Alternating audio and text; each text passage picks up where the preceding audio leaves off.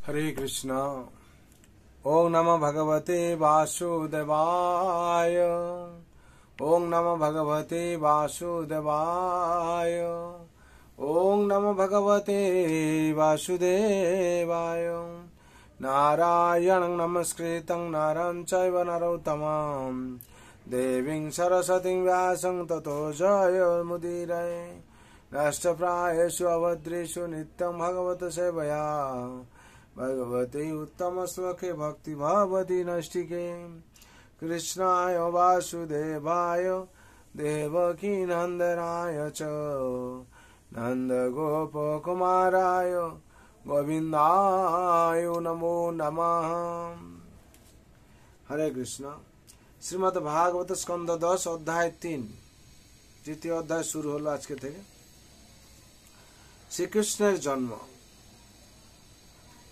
এই অধ্যায়ে বর্ণিত হয়েছে ভগবান শ্রীহরির স্বরূপ শ্রী বিষ্ণু রূপে আবির্ভাবের ফলে তার পিতা এবং মাতা তাকে ভগবান বলে জানতে পেরে তাকে বন্দনা করেন এবং ভগবান একজন সাধারণ নরশিশু রূপে আবির্ভূত হয়েছেন বলে তারা কংসের ভয়ে ভীত হয়ে তাকে গোকুলে নন্দ মহারাজের গৃহে নিয়ে যান।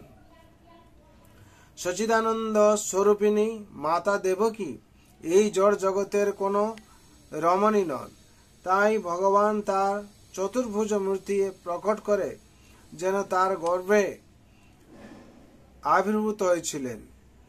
বিষ্ণু রূপে ভগবানকে দর্শন করে বসুদেব আশ্চর্যান্বিত হয়েছিলেন এবং চিন্ময় আনন্দে আপ্লুত হয়ে তিনি এবং দেবকী মনের দ্বারা ব্রাহ্মণদের 10,000 গাভী দান করেছিলেন। তারপর বসুদেব তার পুত্রকে স্বয়ং ভগবান পরম পুরুষ পরম ব্রহ্ম সর্বান্তর্যামী বাহ্য এবং অভ্যন্তরে ভেদরহিত সর্বব্যাপ্ত জেনে তার স্তব করছিলেন। ভগবান সর্বকারণের পরম কারণ এবং যদিও তিনি এই জড়জগতের স্রষ্টা তবুও তিনি জড়জগতের অতীত। তিনি যখন পরমাত্মা রূপে এই জগতে প্রবেশ করেন তখন তিনি সর্বব্যাপ্ত অন্ডাস্তবস্তপরমাণু চয়ান্তরস্তম হলেও তিনি চিন্ময় স্থিতিতে অবস্থিত। এই জগতের সৃষ্টি স্থিতি এবং প্রলয় পালনের জন্য ব্রহ্মা বিষ্ণু এবং মহেশ্বর এই 3 গুণাবতার রূপে ভগবান আবির্ভূত হন।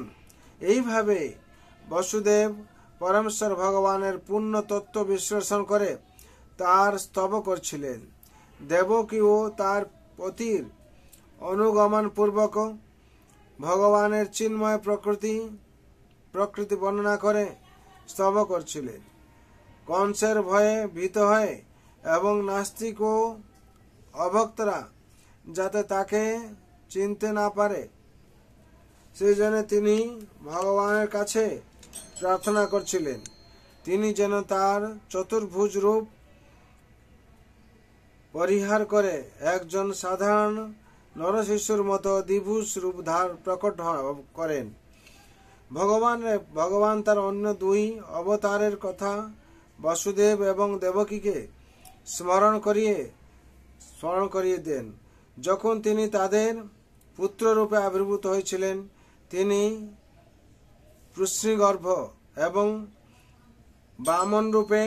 বামনদেব রূপে আবির্ভূত হয়েছিলেন এবং এখন তিনি তৃতীয়বার তাদের ইচ্ছা পূর্ণ করার জন্য দেবকীর পুত্র রূপে আবির্ভূত হয়েছেন। ভগবান তখন কংসের কারাগারে বসুদেব এবং দেবকীর বাসস্থান ত্যাগ করতে মনস্থ করেছিলেন এবং ঠিক সেই সময়ে যশোদার কন্যা রূপে যোগমায়া জন্মগ্রহণ করেছিলেন। যোগমায়ার আয়োজনে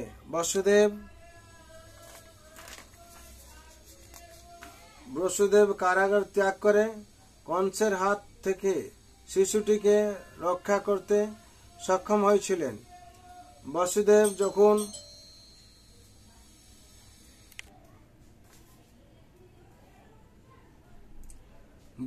যখন শ্রীকৃষ্ণকে নন্দ মহারাজের গৃহে নিয়ে আসেন, তখন তিনি দেখেন যে যোগমায়ার ব্যবস্থায় যশোদা এবং অন্য সকলে গভীর নিদ্রায় আচ্ছন্ন। তিনি তখন যশোদার কোলে থেকে যোগমায়াকে গ্রহণ করে শ্রীকৃষ্ণকে সেখানে রেখে দেন। তারপর বসুদেব যোগমায়াকে তার কন্যারূপে কংসের কারাগারে নিয়ে আসেন। যোগমায়াকে তিনি দেবকীর শয্যায় রেখে পূর্ববৎ বন্দী হয়েছিলেন। গোকুলে যশোদা স্মরণ করতে পারেননি, তার পুত্র হয়েছিলেন না, কন্যা হয়েছিলেন। হরি বল। বিশেষ করে এখান থেকে আজকে শ্রীকৃষ্ণের জন্ম এই তাৎপর্য সম্পূর্ণ হলো। কালকে আমরা 1 থেকে 5 শ্লোক পাঠ করব। বিশেষ করে এখানে ভগবান কিভাবে জন্ম নিলেন সেটা বর্ণনা করা হয়েছে, আর যোগমায়াকে কিভাবে যশোদার মায়ের কাছে কিভাবে যোগমায়া জন্ম নিয়েছেন সেটাও বর্ণনা করা হয়েছে।